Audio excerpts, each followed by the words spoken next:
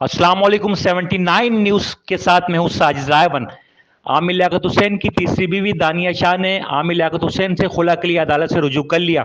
लोधरा से ताल्लुक रखने वाली टिकटॉकर दानिया शाह ने आमिर लियाकत हुसैन से तलाक के लिए भावलपुर अदालत से रुजू कर लिया।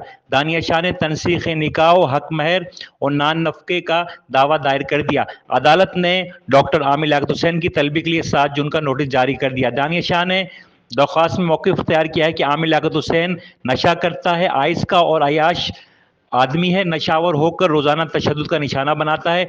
अदालत से इस्तदा की है कि आमिर लियाकत हुसैन से तनसीख निकाह की डिग्री जारी की जाए और हक महर की मद में 11 करोड़ रुपए घर और जेवरात अदा करने का हुक्म सादिर फरमाए।